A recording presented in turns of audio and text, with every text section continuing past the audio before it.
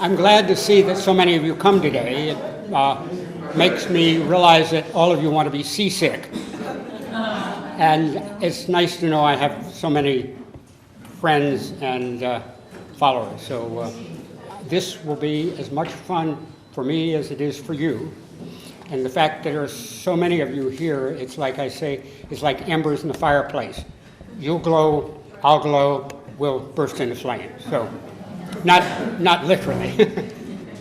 Let me just go back to, yeah, let's get the lights off. Thank you.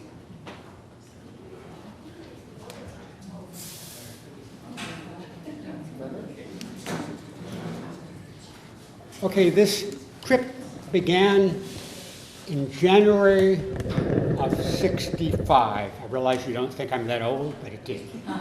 I was 26. The Vietnam War was beginning. 26 was an ideal age. You were no longer subject to the draft. I worked at Pearl Harbor for 4 years. I'm a naval architect, doing what naval architects do, not to get a deferment. But came a chance to pick up a boat from Tahiti and bring it back, and my boss said I'd have to quit. That was in July. So I wasn't going to quit for a delivery, and so this story goes from there. This is Maui in the Hawaiian Islands. That's the port of Lahaina, a yachting port. And the 4 years I was there, whenever I had free time, can you all hear me in the back? Yes. Okay.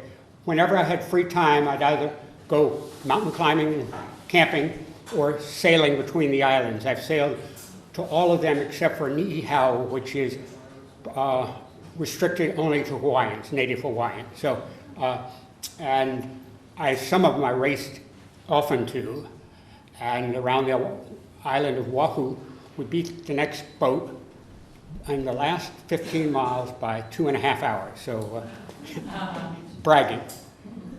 So anyway, this is the trip. I've got to make, in the interest of full disclosure, my hand doesn't.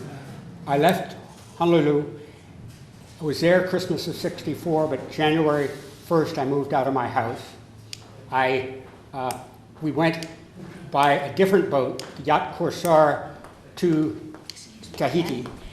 We want you to use the microphone. Okay. Try it. See. Okay. Can you hear me? Isn't Is that that better? Okay. Good. Thank you. All right. Okay.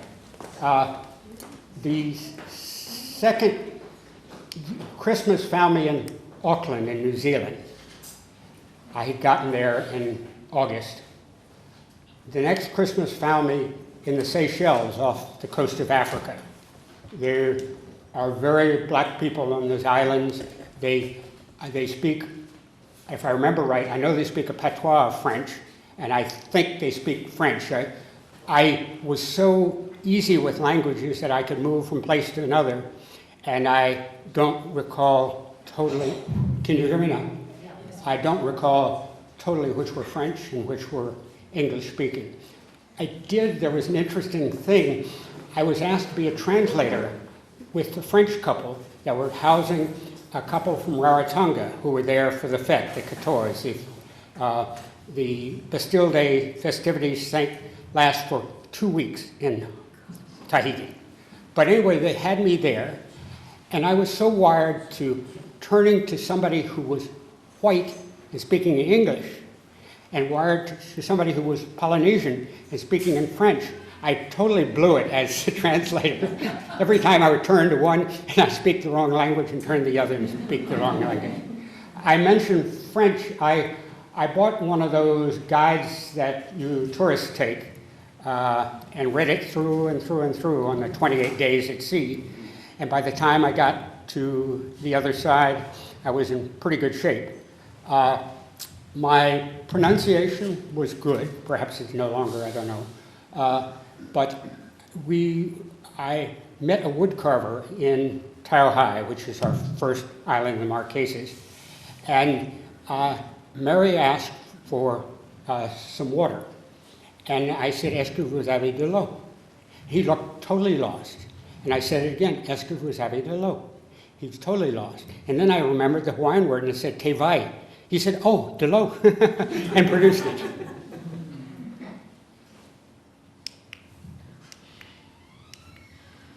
This was the crew on Corsair.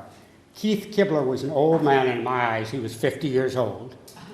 Next is Mary McDonald, who's still a very good friend of ours. Maggie and I stayed with her in Vancouver 3 years ago. And there was me with no shirt. And I was 26. And Hal Conway, I'm not quite sure, I think he was 24. I didn't know him before the trip. And we left, said aloha, to Ko'olau Mountains to Honolulu to Waikiki. And if I go too fast, say so, and I can always slow down. Okay, this first part of the trip, the red circles say, we started Honolulu, we went to Hilo, which was 140 miles, and then we left Hilo on February 3rd, and I know I spent a month at sea because we arrived in Taioha'e, the Marquesas, on March the 3rd. It was a good trip. The boat had sails that were a bit loose, and Mary and I had to sew one back together. She slammed badly, and I spent 2 days jury rigging down below, and we still leaked 100 gallons a day. And essentially, when we got to the Marquesas, you'll see what we did about that. And then the Tuamotu, which was all islands, and Tahiti. That was all Corsair's voyage. We were going to go to Fiji and beyond, but Keith, sensing that his boat needed some repairs, went back to Honolulu. Mary went with him. Hal and I, the other guy, stayed on.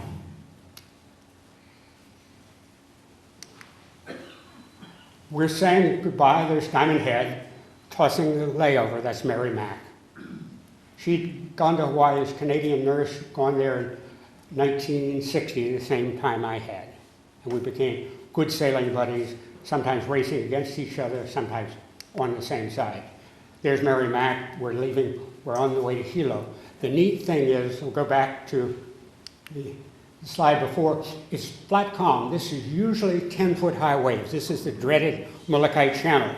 And I've been in it where we've had to pump the bilges continually, where we made the boat leak, but we were very fortunate. The wind was Kona, south wind, which is normally the northeast trade. And we got to Reed's Bay in Hilo. Corsair, as you can see, is a sloop. She's 36 foot long. She was a German war prize. The British repatriated her from Germany at the end of the war, in the Baltic. And they had her as a yacht for themselves. And then Keith got over looking for a boat, and he said it cascaded from there. He couldn't stop. And he bought this boat in the rain. The decks were leaking, and there was a white hat down below swabbing the cabin soil. And his honor, Keith, being a very clever man, glassed the decks and did other things to get her ready to go. We, as you'll see in a moment, a gale came up. Well, we went into the Coast Guard mooring so we could provision, much easier than trying to get it all in and out of a dinghy. And we were tied up next to this Coast Guard cutter. And we did some making men. This is making baggy wrinkle, which is it's made with rope, or in New Zealand out of sheepskin. It's to keep from chafing your sails on the rigging wires. And I served by reading my book and heeling the boat over so they could do some repairs at the waterline. And this is what we faced, a gale that blew about 3 days. The waves topped the seawall, and that's a 10-foot seawall. And the surge was so bad where we were that we couldn't get out even had we chosen to. And the Coast Guard cutter parted 2 of her stern lines. The surge was really bad. They cracked, they were good, heavy stern lines, and we were worried that her mooring was going to go adrift, and we would be crushed. Well, first I ought to start, the slide about the waves didn't tell one thing. You can't tell a tidal rise by looking at a wave. But when we went to dinner for our last night ashore, and I came back from the head, I heard the guy in the bar saying, evacuate. Well, in Hilo, that only means a tidal wave. And so I asked, and yes, there'd been an Aleutian quake, and the wave was to arrive at midnight. We took on fresh water, which is all we needed. We waited till the last minute, and set out, and we cleared the end of the breakwater at 11:30. At midnight, we looked back, expecting to see the lights of the city go off, and they didn't. Hilo has been devastated by tidal waves in the past, so there was no wave. I checked on Google, and at Kauai, which is the northernmost of the islands, it was a 2-foot rise of waves. So we were very lucky. We were lucky to have gone to the bar and to have gotten out of there. Oops, sorry about that.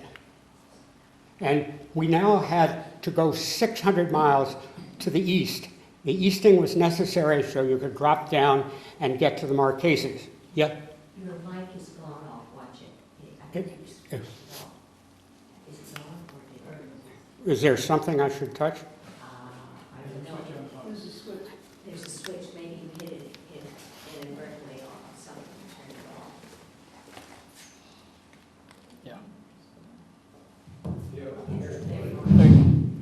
Great, I'll not fiddle anymore. Anyway, we had 600 miles to go to the east. It was unlike normal. It was not a clear blue northeast trades. We really clunked along. We only made probably 50 miles a day, which is only 2 knots towards our goal the last 5 days.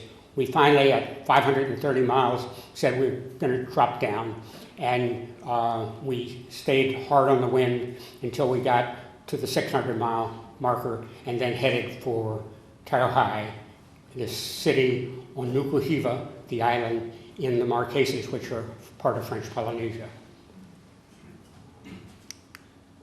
And I had taken a powerboat squadron course on navigation. The sailor who taught it didn't understand the interpolation tables in the back of the book. They were just yellow tables that he had to work with. But Keith and I both took sights the first 3 times we had clear sky. And after that, he left it all to me. And I tried teaching some guys here celestial navigation with only so luck. I got where I could work out the sights in 5 minutes flat, which is using tables that are geared to aviation. This is Keith in his favorite pose. He knew the boat backwards and forwards, and he took care of those little things that needed to be done, but we relieved him of galley duty, and he doesn't have the navigation. And as it turned out with us, both Keith and Hal were the amateurs. We had to set a watch system so that I took after Keith. So Keith was 9 till 12. And so you couldn't go, at 9 he was all set up right, and so you couldn't screw up too much by 12. Then I was on, and then Mary Mac was on, so that if she needed a hand with changing things, we could. And then Hal came on at 6 in the morning, and that was good because we were up by then and we could keep track of him. So, and I talked about sail.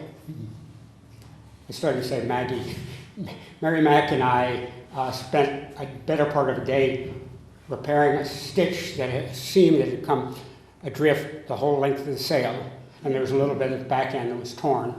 She is a lefty, and her skipper in Hawaii had given her a left-hand sailmaker's palm, so that was neat.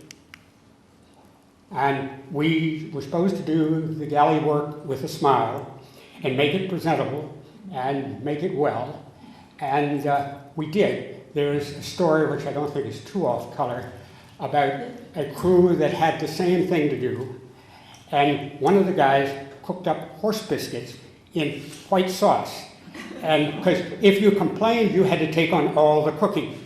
And so he served it up, and the guy tasted it. He said, "This tastes like shit, but it's very good."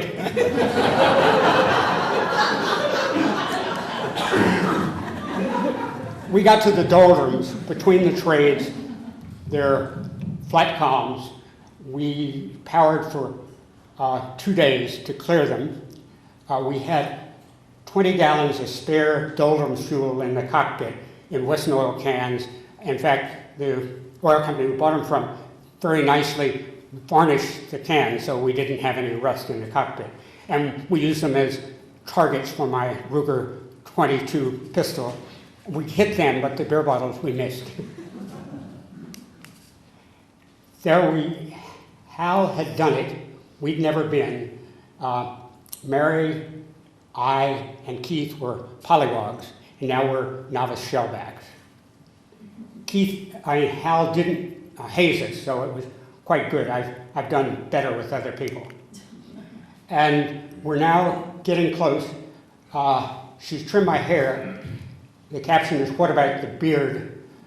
Essentially, when we got to the island, I went ashore to dance with the girls in honor of a departing of explorer, a 80-foot boat with about 20 guys aboard. And I danced, and the gals weren't live at all like the Hawaiians were. And I asked him, "Is that so?" And he said, "You've got your death warrant on your face. They say, Aita, Mai Tai, Te Huru." You know what Mai Tai is? Good. Aita is no.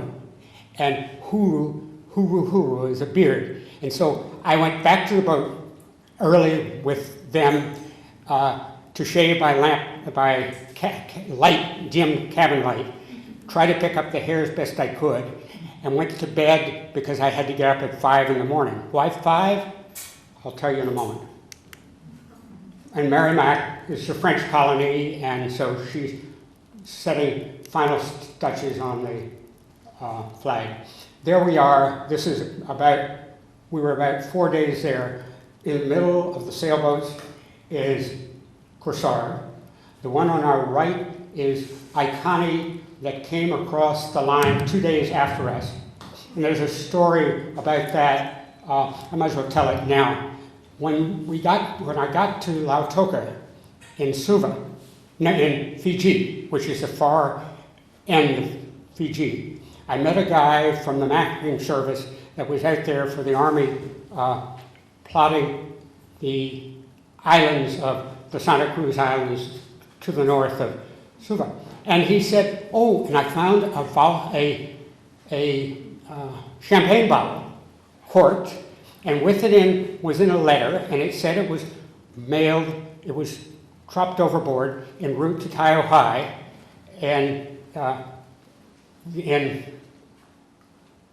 late February of '65. I said, "Gee, wouldn't that be a coincidence? They found my bottle." Well, it really wasn't a coincidence because it was Iconi's. She crossed the line 2 days after we were, so that was quite a coincidence. So,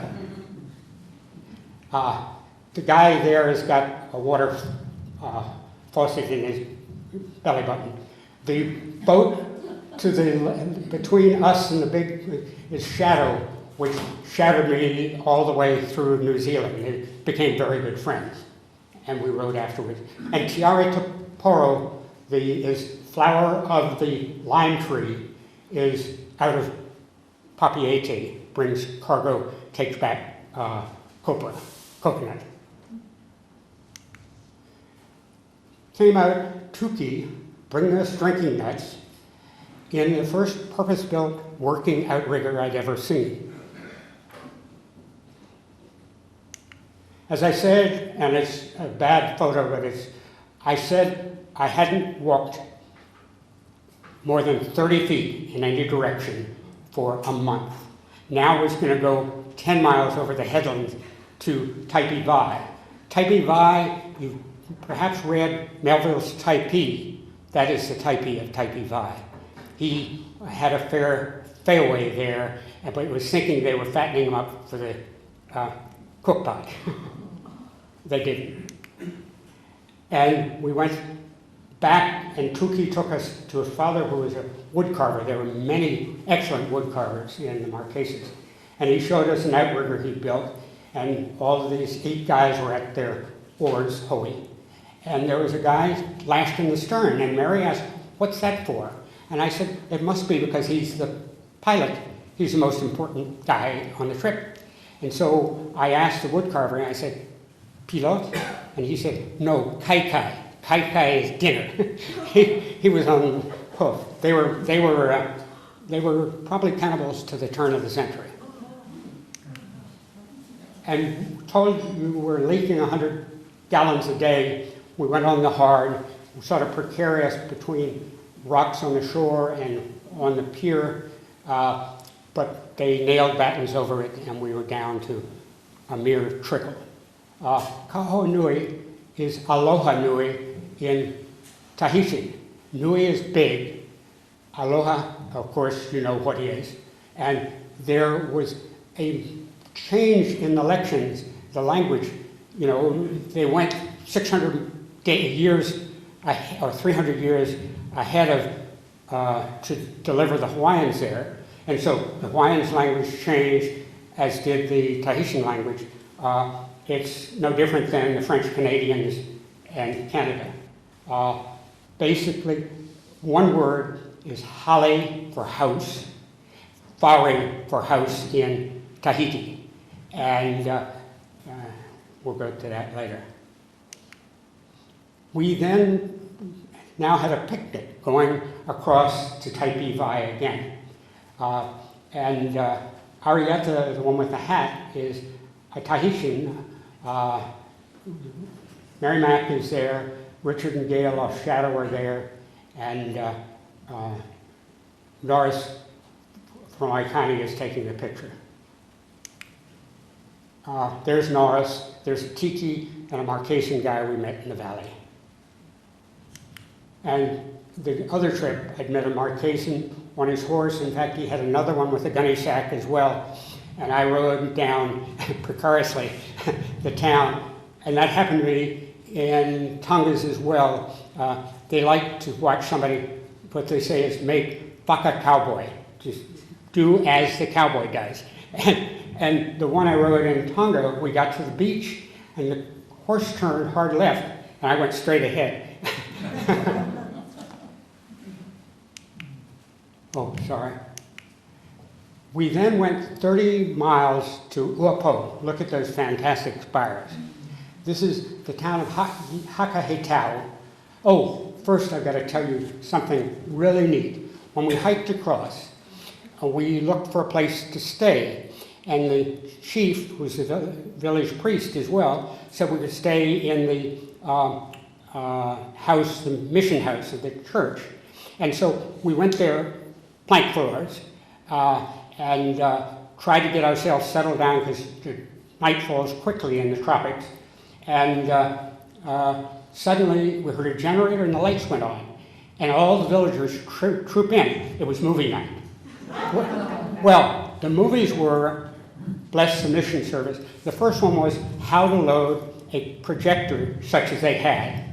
And the second was a war footage from the Suez War, which was 15 years previously. And of course, they thought this was all happening yesterday, and they said Franny, which is French. So, but anyway, so I got to Hakitao, and Isaac came out in his outrigger, and in his waistband, an envelope. And I said, would he like me to translate? And it was a letter from a yachty who'd gone through, and I translated to him, and he thanked me and said, why don't you come ashore? And I ended up staying ashore for the 24th to 29th. That's 5 or 6 days, I don't know which. Robert Tuira was the Tahitian school teacher there, and Lelea, his wife. And my my camera died, and so I have no other pictures from there until Tahiti. And the true motives, so these are Mary's pictures, the framed ones. They tried to teach me the tamare. As they said, Ken dance is like a bunch of sticks tied together. So, but that's that and this picture and one more. This couple and their two daughters, the ones to the left, and I went out to work copra out in the Deuxième sector. They divide the islands up for conservation purposes, and you're digging coconut out of a shell, putting it in a bag, copra, and then a local boat comes and picks it up. You then split the new green nuts and put them in a stack on each other, and so that dries out, and that's working copra. It was fun. But they built a little whare niau, and a lean-to of niau is coconut fronds, and we slept there. The second day, I taught them how to play Battleship, which is a game with a grid like a bingo card. And on it you put 4 squares, single squares are submarines, and 2 of which you put 3 are destroyers, and 1 is a cruiser. And there were battleships in those days rather than aircraft carriers. They were 5 squares long. So you would fire a salvo just as you do bingo, H3 or whatever, and you had to say hit if you had a hit. Well, I went to bed and they were still up to 3 hours in the morning playing the game, so it must have been a good one. Well, I had a main squeeze there. This is Matuatua. She was born in the islands. She was a school teacher. She lived in Punavia in Tahiti during the summer. And this, I've got one of these on, and I'll tell you the story about this. Essentially, Keith coveted one, and his head, like mine, is oversized. So I know when in the Marquesas, a gal wanted to give me one in exchange for her daughter, and I wasn't interested, but it still didn't fit. At any rate, so the young lady said, well, why don't you carve your head? But here we had them made to order. And the gal said, that's fine, you've got to help us get the cowries on the reef. And we did. And we'll put them in a sandhill, and the little buggers will eat them after a while.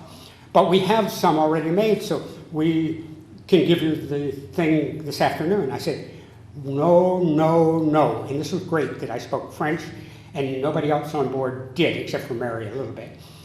Because I went back, and it was like Penelope's unstitching for the emperor's new clothes. I said it's going to take 2 days to do the little sandhill bit. And so I went to Keith and I said, it's going to take 2 days at least to get them out of the sandhill. And then I said to the girl, they said, okay, now can we give it? No, no, no, no. I told Keith, cutting those little holes in all those shells, look at how many there are, it's a long period of time. It's going to take them 2 days to do that. So they did. And they then said, oh, now we can. No, no, no. Keith, you got to realize weaving this all together is the work of 2 more days. So we stayed in the island. I had more time with Matuatua. And then when we left, we were piled high with these shell lays. We then went to Tahiti. But I ought to mention on the back of a chart, I designed a house and floor layout for a guy in the Marquesas, and he gave me a wooden bowl, which then I watched the wood carver carve it in about 2 hours flat. I still have the bowl, and it's quite one of my treasures. And then I said my camera was crooked, and so went to Taioha'e, where I dove for a pearl. By heavily breathing, I could go down 30 feet, but my 30 or 40 feet, but my Eustachian tubes didn't clear, and I came up and I went to relieve myself, and the noise all came hard right, and I had totally screwed up my left ear. Not the eardrum, but the left ear. When I got to Papeete, we dealt with it somewhat, but it's been so ever since, 70 decibels down on one side. And then the other ear did the same thing, diving for abalone off Salt Point in San Francisco. Anyway, this is Valrosa, a Fife schooner. We took missionaries back up the island, Mormon missionaries, and I was first mate. And at the end, Mark said I was the best first mate he ever had, which was a real good debriefing interview. But when we got to Manihi, we went to Takaroa, went to Takapoto, went to Manihi, which was my favorite island, and then they were going to Ahe, which was the one where I hurt my ears. And so he said certainly I could stay ashore in Manihi. So it was Manihi encore. I stayed on the waterfront with a Caucasian gal and her daughter Joanna. I put Joanna on my shoulders and walked through town in the morning. And it was, like no white man was there. The missionaries' control had dropped, and so the women out there sweeping their front paths with niao, with coconut frond, were all bare-breasted. And the gals, when it was off working copra, the same thing. It was, and if you go to somebody's dinner party, the gal will come out in her best, most exquisite maiden form bra, literally. And it's sort of hard, my sister says, look at their eyes, it's very hard to. And then my camera died, so I snuck in 2 photographs, professional. This is Moorea, which is about 15 miles off Papeete. We went to Papetoe Bay, which is Captain Cook's Bay, and took film shots on Valrosa. I was the hand that held the Rothman cigarettes. And I watched these effect. This is an outrigger from Raiatea. I took pictures, but they ended up blurred, but they did very well. And then, to look tough, I got a skull cap. No, I went down, and I first spent a month and a half traveling through New Zealand. Only twice did I stay in paid digs. Once was a commercial hotel my first night out, and next was in a youth hostel at Lake Rotorua, which is their thermal springs area, like our Yellowstone. The rest of the time, I stayed with people I'd met on ship, because I went to New Zealand by ship from Tahiti. And Rangitoto had a bunch of Brits coming back from working holiday, going out, and a bunch of Kiwis coming back.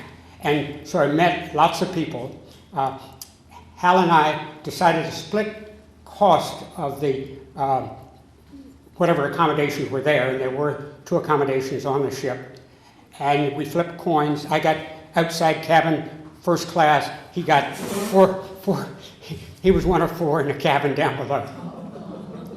But at any rate, I looked for a fishing job, and also I looked for a boat. This is Mamari. The day that I was going to go to sea the next morning at 5:30 on Margaret, the fishing boat, I went down to Marsden Wharf because I'd missed my ferry, and it was a 2-hour gap at that time of day. And I went to Marsden Wharf, the overseas wharf, and there was a trimaran, Trifina, I knew from Papeete. And what am I doing? I'm looking to buy a boat. And they said, well, we're for sale, 2,000 pounds. I said, 2 hulls too many. What I would like is something like that little ketch down there. And she's for sale, but John is off in town, 2,000 pounds. Well, I knew that they were worth 3,000 because I'd looked up in Whangarei and various places. And so John came back, not having learned this exchange of prices. We shook hands. I went over to get my 100-pound check and wrote a bill of sale on my way back, and went to sea the next morning. Well, I'm in Libra, so on one hand, did I do good? Was I too hurried? I really sweated the whole thing. And I came back and I called a surveyor, broker I knew on the North Shore, and said, could he recommend a surveyor? He said, as Kiwis do, he said, you're a naval architect, do it yourself. So then I did, I put her on the hard, I liked her so much that I found a bucket of paint on board and painted her, so my next 6 months were covered. It took a while to get my money through. John Bracegirdle, who sold me her, then so much regretted it that he sailed with me up to Tonga. So, it didn't cost me more than 5,000 bucks, so 2,000 pounds is 5,600 bucks, because New Zealand is so starved for overseas currency that they gave me, I brought it through London, and I got a $600 discount. And Charlie Boone, who I met, is still friends. I met in Tahiti first, joined me. I let him be aboard the boat to help me get ready, but I wouldn't take him because he was a novice. Later on, I learned most of the people I sailed with are novices. And heavy gear was the thing on the boat. This is Coromandel Peninsula. And I tore up my hands badly the first 2 weeks at sea. I'd sleep at the edge of my bunk with my hands out over the side. And I always felt like a weakling. But Taffy, his exit interview was, Ken, you'll be back fishing. Well, I've only done it hook, line, and sinker since, but that was another great compliment. People seeing us off. The guy in the red sweater was my guardian angel, Axel Larson. He was a fisherman as well, had taken me for one trip so that I could establish credentials, and loaned me his car. He and Gwen were fine. The others are all friends of Peter Steele's. There's Peter Steele on the left, me, and John Bracegirdle. We were going to sail up and eventually to New Caledonia, where Peter had been before, but 40 miles later he got off the boat because I think he either fell in love or he decided he wanted to do something more permanent with his life. Oh, but while we were on Peter and his mother was a preacher's wife. And Peter, they invited me over to dinner, and we had dinner, and his mom said, oh, Peter, you're going to be at sea on your birthday. I'll make you a fruitcake. And Peter, without batting an eyelash, he said, Ken's going to be having his birthday as well. And so she said, I'll make him another. Well, my birthday was in October, not in April.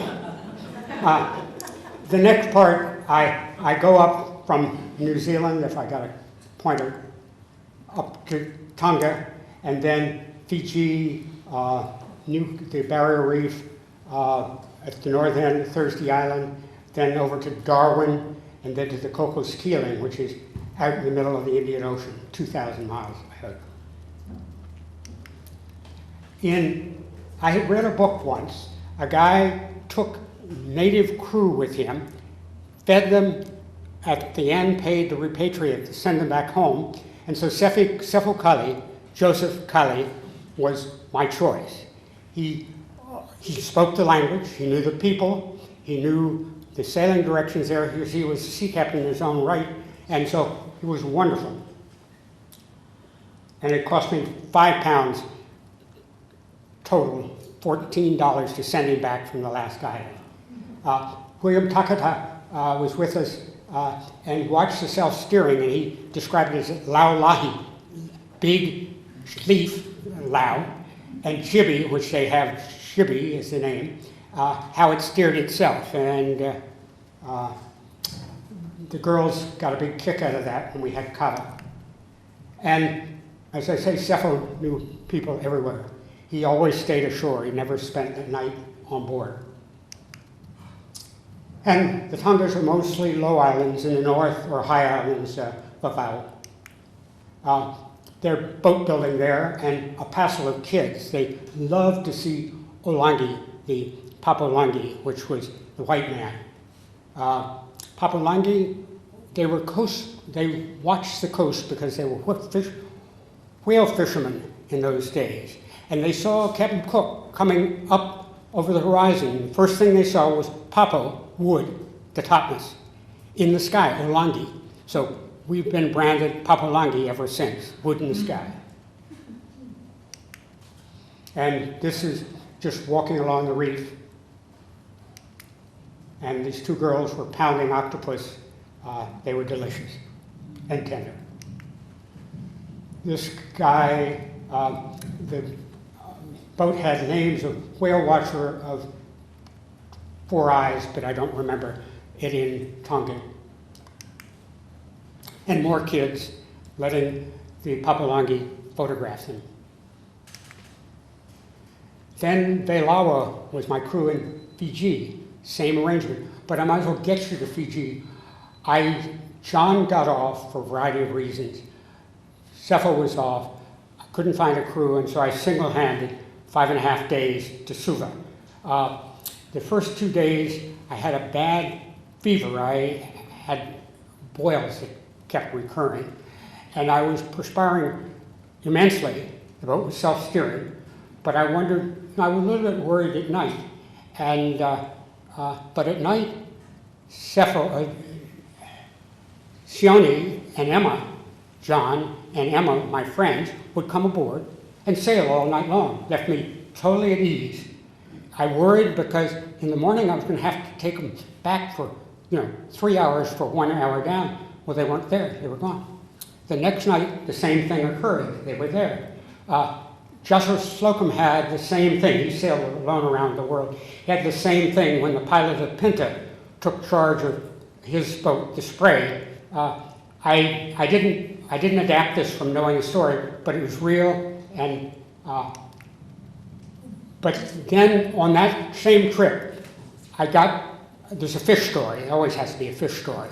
I got off an island there, and for whatever reason, I was now steering with my foot and fighting in a mahi-mahi that was big, and I was saying, it was more fish than I can eat, but I see these islanders there, and though I'm not allowed to go in because of the spreading of the copra beetle, I'll just row in, give them the fish, and row off again.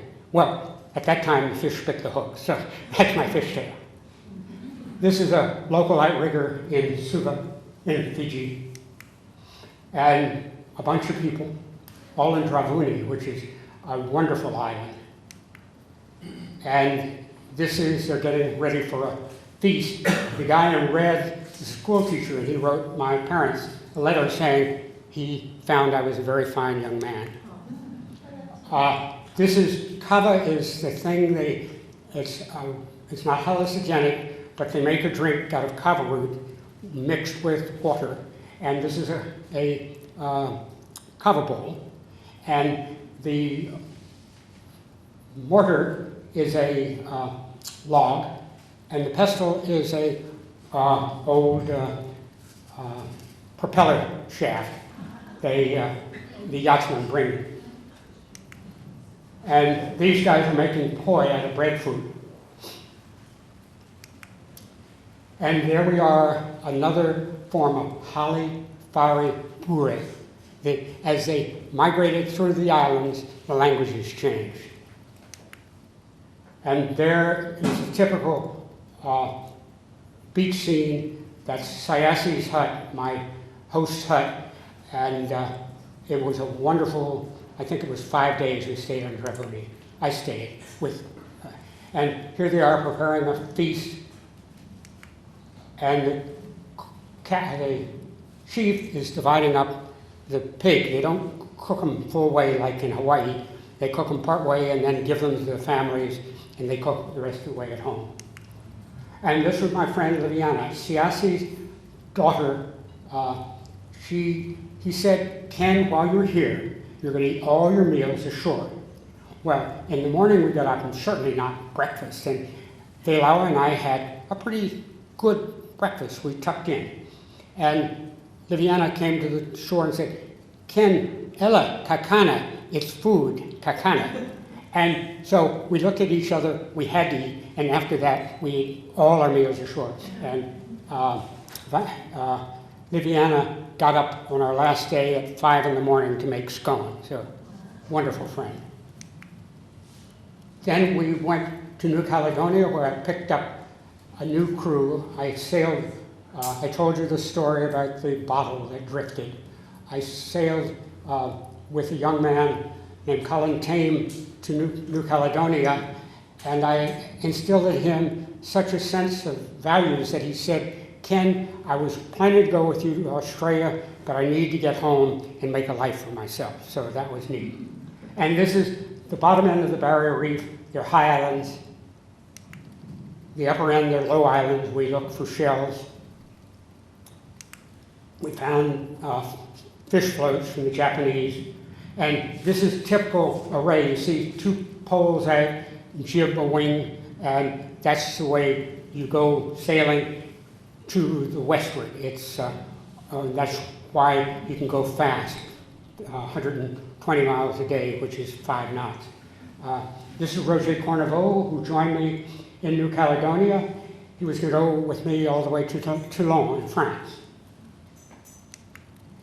And this is Thursday Island to the north. Slocum had stopped here.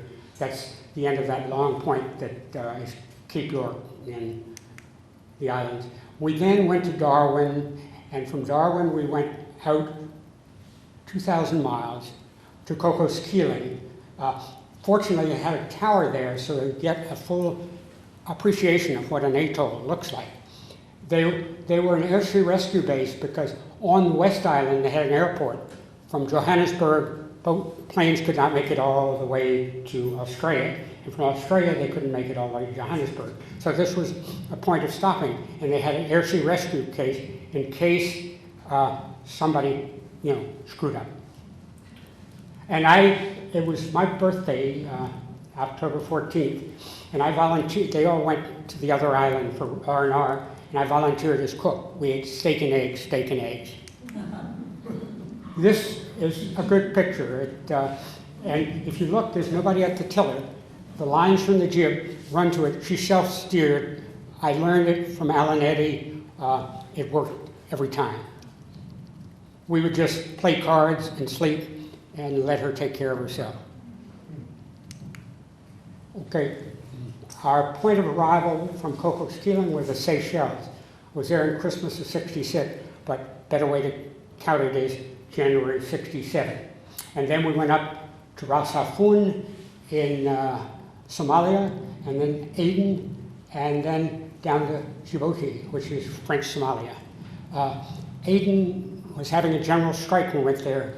Roger got his mail, and his folks had written that his best friend had absconded with the funds, so he was totally broke. And I said, Roger, I'll take you north with me, I'll feed you, but I can't buy you Gauloise cigarettes. But he was too proud. We went to Djibouti because it was French Somalia, and he hoped to rejoin the French army, but they said nothing doing. And so his parents sent him a ticket, and he went up to Messagerie Maritime. And Jacques Clark did the same thing, the Scots. So I didn't have anybody with me, anyway, let's get to Seychelles. We arrived, high islands, Port Victoria, my last shot of film on the camera. Then, when we went around the warehouse, there came out a real incredible vignette. Pulling oars in a wherry were 4 black men. And in the stern, a veritable Admiral Nelson was, again, a black man, because that's what the islands are all about, with gold epaulets and a fore and aft cap. And the things you see when you don't have a camera. The Seychelles are a bunch of islands. Mahi, which is down here.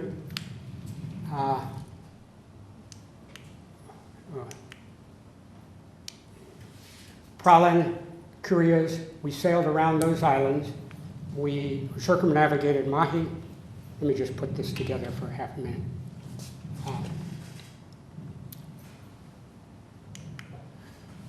They fished in the harbor. I fished in the harbor. And again, we could catch all these fish because people were there to eat them. We only would catch one or two otherwise. The guy on the left, Paul Funny, became my good friend. The other two, I'm not sure their names. He was the guardian of the club. And there's Paul in the rigging. He was a constant part of our life. He invited me to his house, which is 2 rooms, fairly small house, and I had a meal. It was wonderful. And then we also met Kelly Bamber and his 2, I guess you'd call them servant girls. And this is overlooking the reefs at Mahi and the other islands.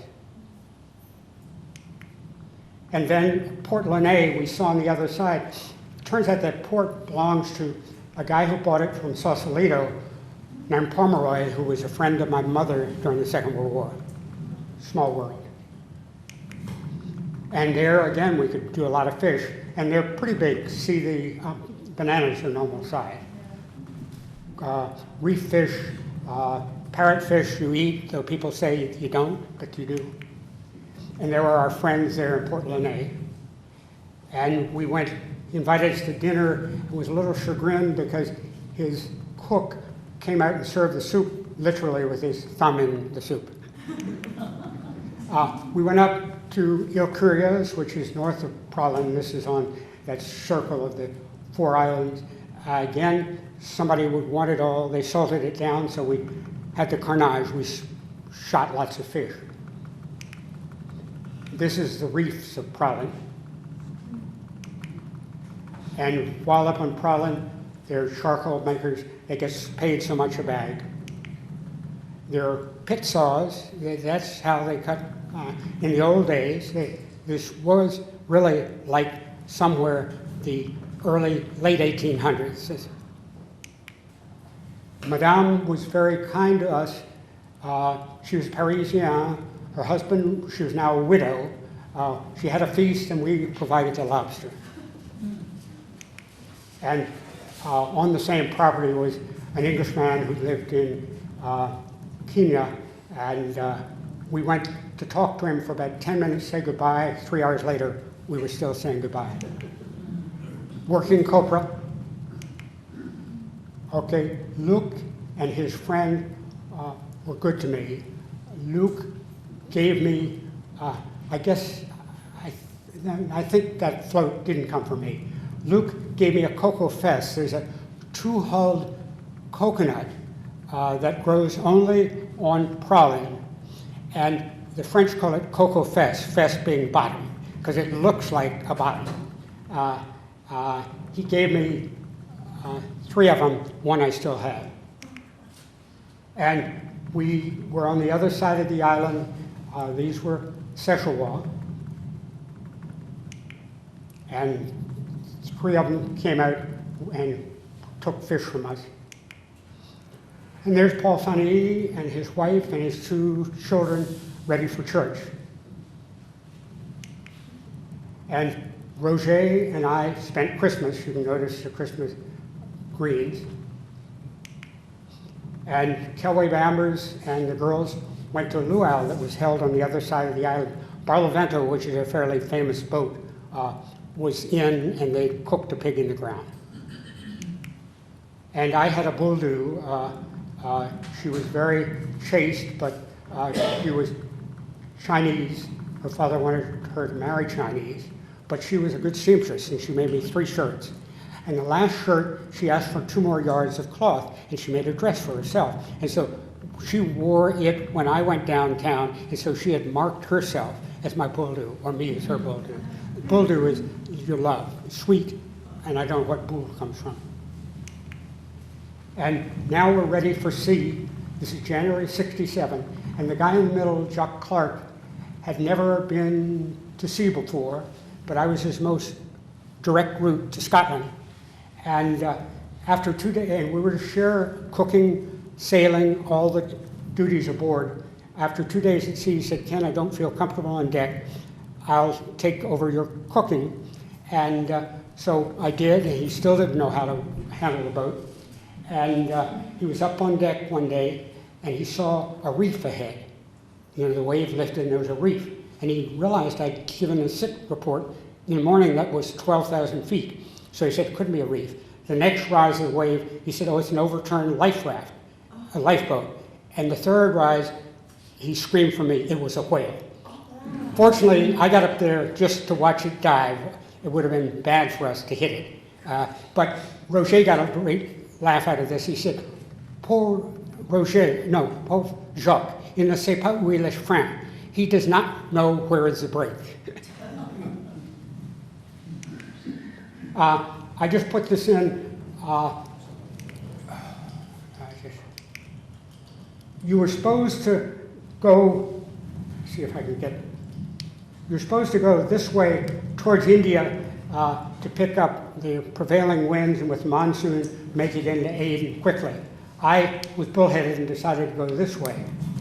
And actually, it was quite a boon because after 21 days at sea at about 3 knots, and then to Aden 770 miles for 6 days or 5 knots, we got to Ras Hafun.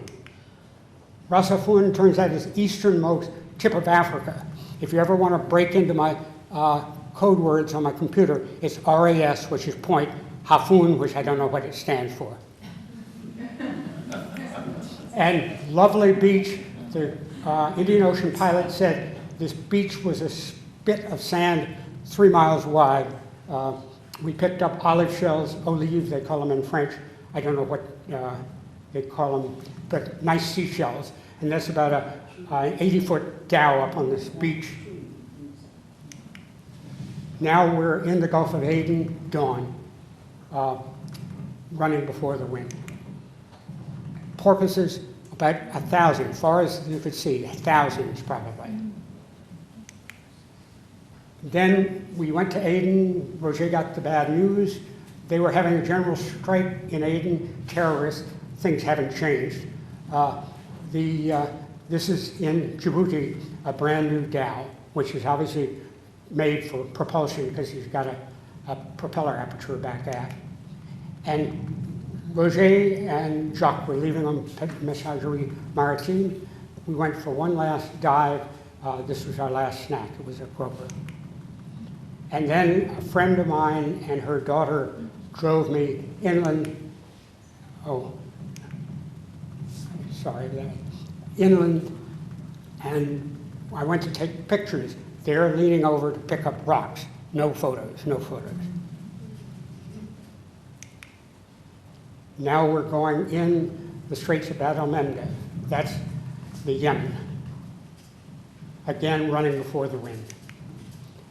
We caught a dolphin. Michel with his ever-present cigarette. Up to Port Sudan, where it was calm, so midway up the length of the sea on the African side. And there were other yachts gathered. The one in white, the big ketch, is named Bessa. She's Yugoslav, first Yugoslav to sail around the world. Joseph Horvat was a journalist and would file copy from each place he went. We then put into Khor Abu Asal because my masthead light went out, and my whole insurance policy with sleeping with ships was they would see a white light, think they were overtaking me, and steer away. But without a light, I would have had to not sleep. So these Yugoslavs were shipping low-grade iron ore to Yugoslavia. They gave us 2 ostrich eggs, which from their diameter work out that they're about 12 hen eggs apiece. We drilled holes in the end and blew them.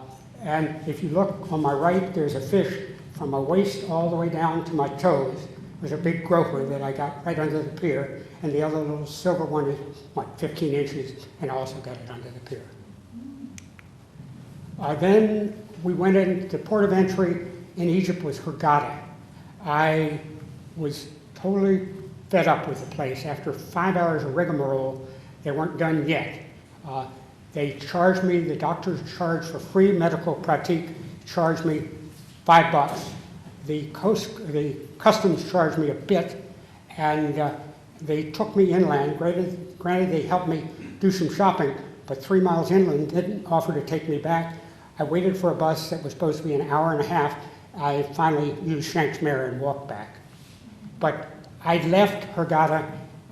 They also got one of my ostrich eggs because the Arabic custom is you admire something, he gives it to you. I admired his tie. What the hell did I need a tie for? He admired my ostrich egg, so one less.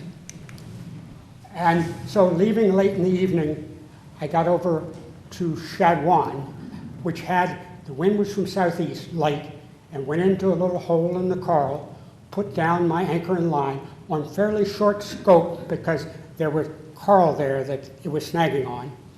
And I woke in the middle of the night to hear my rudder hit coral, and the boat immediately lay over the side. The wind was now 40-some knots out of the north.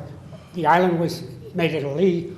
We got out, but once we were out close to the beach, there were big seas. Snubbing the anchor broke the chain. So Adam, Shasli, and Ramadan came out to tow me in, had me chill out. He said, I want you to smoke on this hookah. I think he had some marijuana in it. So I did chill out. And then I actually pulled my boat out, which again, black and white photos, at Ras Garib. They lifted me with a crane. We fixed whatever dings there were, went through the Suez. I went from there, Michelle got off there. I went from there up the Gulf of Suez halfway, and then to the canal, which you go through as an employee. And then from Port Said, I went up to, obviously, the pyramids. And this guy charged me 10 piastres to take his picture, another 10 to take mine on the camera. I asked him for my camera back, and that's where I ended up. So he finally caught up with me, and but I had borrowed his camera. Cairo, the Egyptian Museum was nice. Okay, now I'm going to take you from Port Said to Greece, to the Canary Islands, the Mediterranean, through Gibraltar. Here's a good time to tell a tale. I was in Port Said. This was just before the Six-Day War. It was middle May. The war was 5th of June. My father was a naval officer.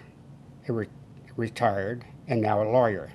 He sent word via the naval attaché that I should leave the Eastern Mediterranean forthwith as far as Italy. I listened to this and I said, please tell my dad I share his concern and I will take it under advisement, how to frost a lawyer. Then that evening on the consulate balcony, drinking gin and tonics, I said, wrong message, could you send this one? We're sorry, we missed your son. He's last reported to have departed for Tel Aviv with a load of guns, that would concern my dad, and his mistress, concern my mother.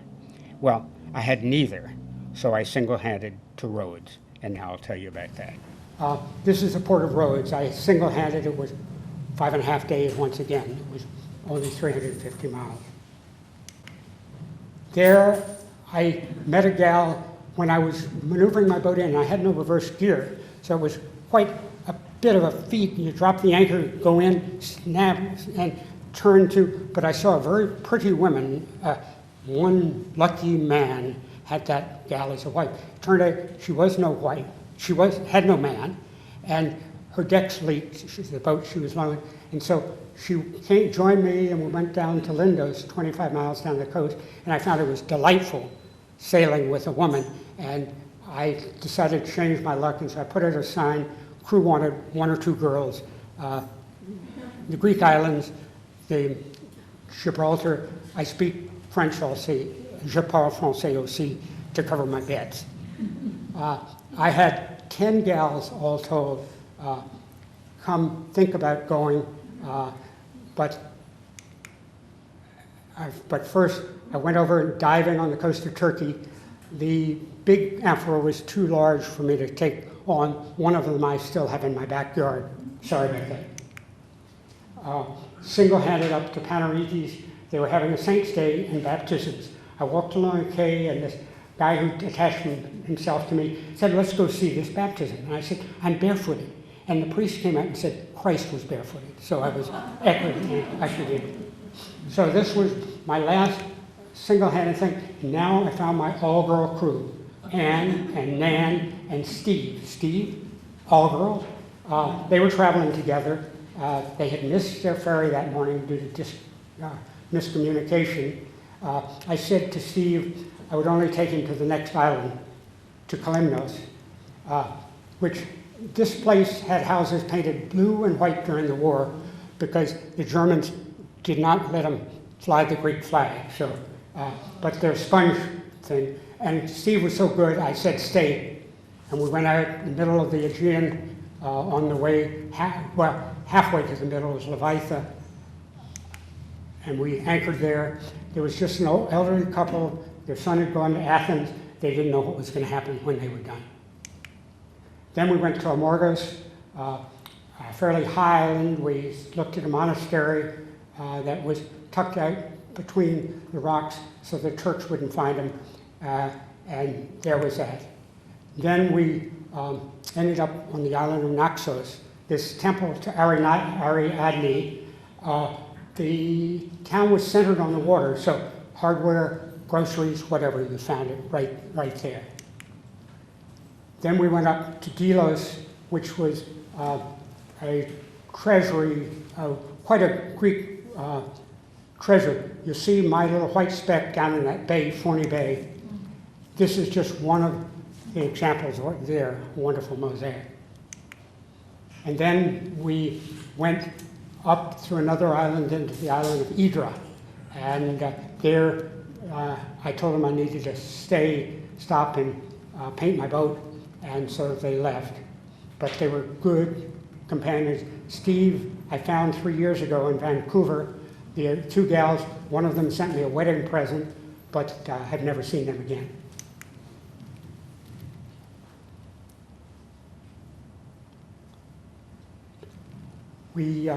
I took on Charter and his dad from Anne Arundel County. His dad said, I pay for absolutely everything, and he did. This is Homer's wine dark sea, and that's Ithaca. And then my all-girl crew, she was number 8 that I met, Maria. I'd met her swimming in Lindos, the first place, and said, would you like to go for a row to Rhodes? And she thought I said row, and said, yes, I will. Then she asked, well, where did you come from? And I said, New Zealand. And she knew that Americans were prone to exaggerate and didn't know whether the boat would make it to 25 miles up the coast. But anyway, she was a tour guide. She joined me in Kirkira, Corfu, and we sailed down to Italy. This is Taormina on the coast of Sicily, up through the Straits of Messina. There she is as a bathing beauty. And there we are. We went up after Palermo. We got caught by a hell of a gale and blew back 80 miles to Ustica, where we then, after it all calmed down, we went away. Soon after, in September now, we were in Minorca, which is one of the Balearic Islands of Spain. Victor Farrack took those pictures.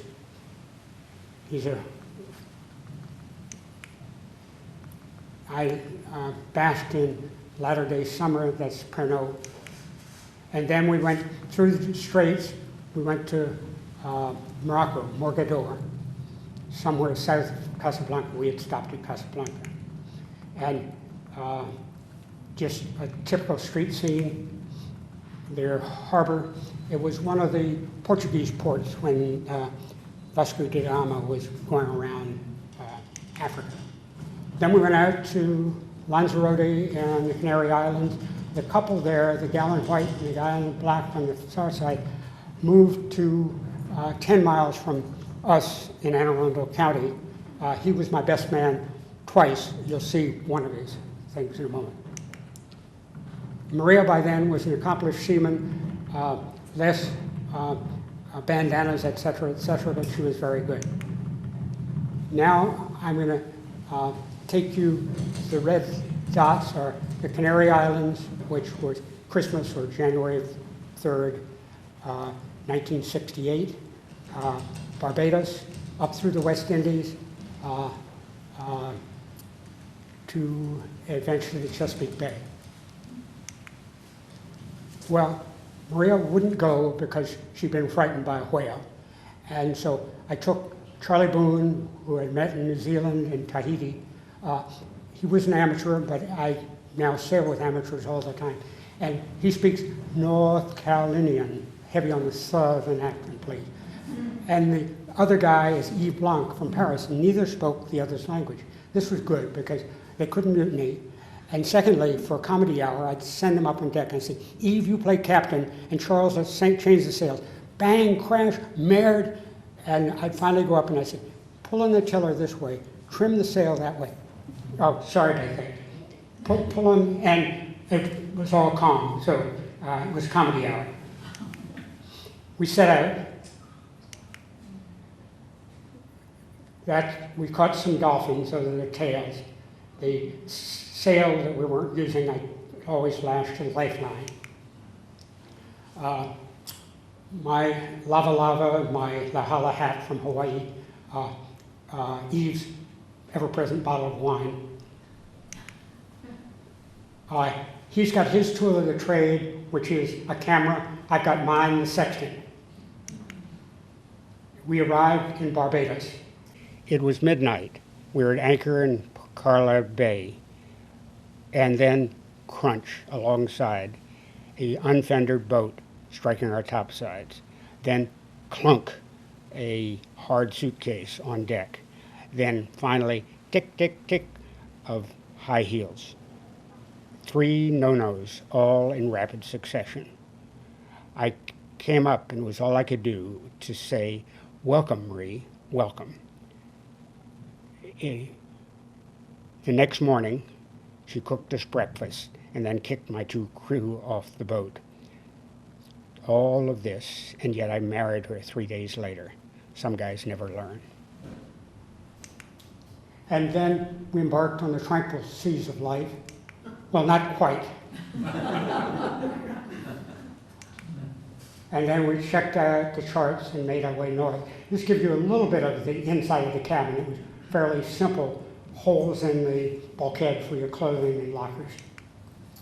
We went, this is Grenada in the West Indies, where those schooners there are wooden. They're built in Nova Scotia. Now they are all steel 12 years later.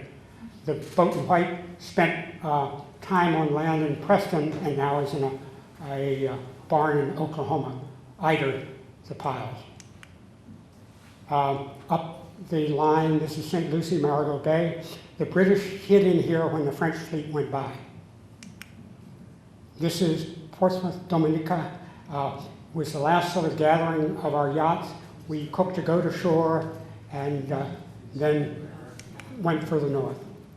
This is the English harbor, Nelson's dockyard.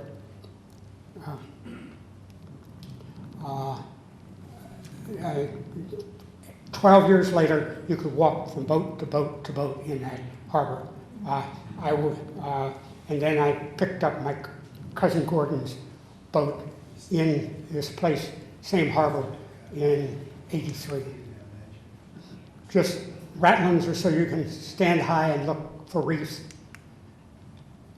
Local craft in Bahamas.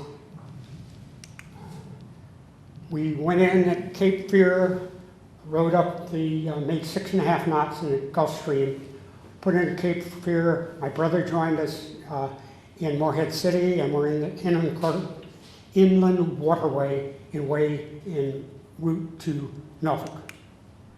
There she is, Mamari, at mooring in the Road River in Anne Arundel County.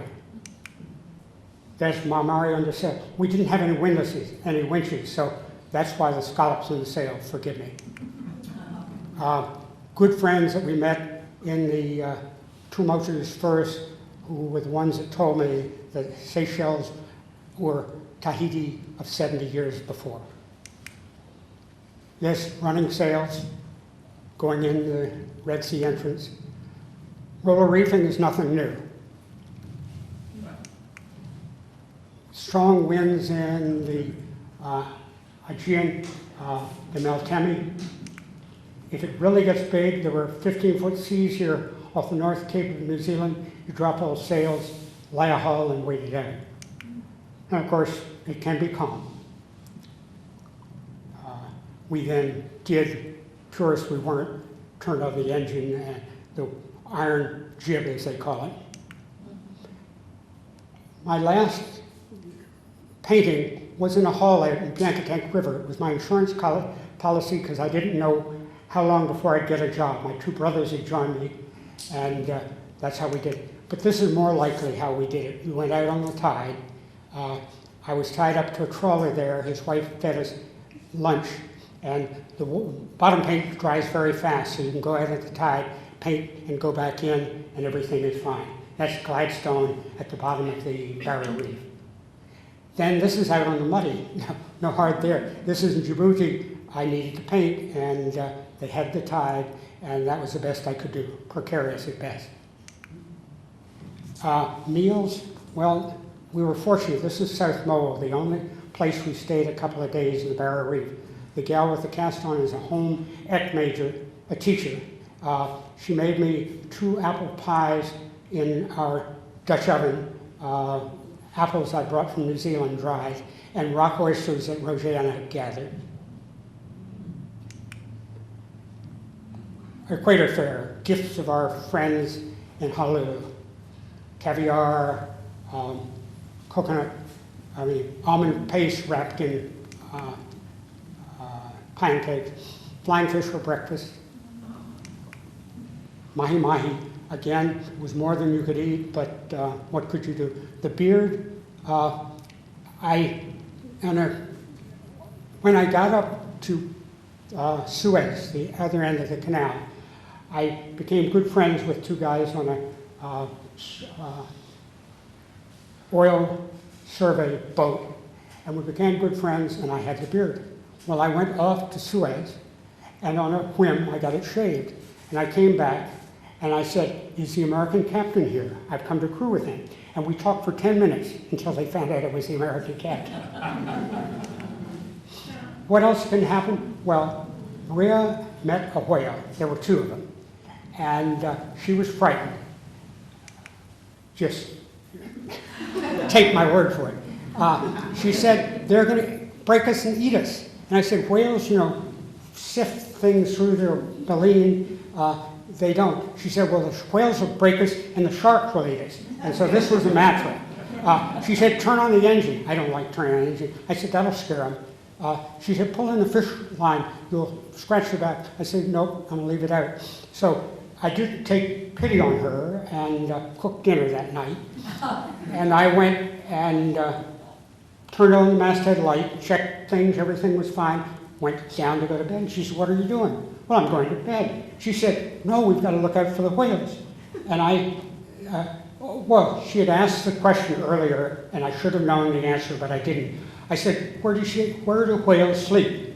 And I said on the surface, because I thought they breathed air. But I checked with the Coast Guard regulations. They sleep at 30 feet so as not to interfere with shipping. No, they do. They do. But anyway, she said, "Well, we're going to hit them." And I said, "Maria, you're a Greek student of geometry. Parallel lines only meet at infinity, and we're only going 4 knots." Okay, I told you that I'd cooked her dinner. I'd gone up to look around. Well, when I had looked around and found the boat was self-steering properly, I came below and went to call in my berth. She said, "What are you doing?" I said, "Simple, I'm going to bed." "Well, you can't. The whales." And I said, "If you want, Maria, go up, steer yourself, look for the whales." So she did. 2 hours later, a very plaintive call from the cockpit. "Kanaki, I'm so terribly tired." And I said, "Well, that's simple. Just leave her and come below and go to sleep." She said, "No, you can't. I've disconnected everything." And so I start up. This the companionway. And I looked at the compass and we're off course. So I pushed at the tiller. She held it in a grip of steel. I again looked at the compass, pushed the tiller. She held it. I said, well, tell me what's going on. She said, I'm sailing down the path of the moonbeams so I can see the whales. The worst can happen to you. This was north of Cape Fear. I told you about my other dig. There came a thunderstorm. I tried to fit in a little bayou. I have no reverse gear, and I grounded, and we're on sand bottom, so it was fine. Again, fair disclaimer, I haven't sailed all the way around the world. 28,000 miles would have done it. But if you look, there's the Isthmus of Panama. I haven't done that, and I didn't go around Cape Horn. So, but that's pretty much the voyage. Where is Mamari now? Well, she's now dead from worm. But in 1987, Paul and Ellen Gorsay had it in the dry tortugas. They took good care of her. The last guy didn't. And that's a good place to stop.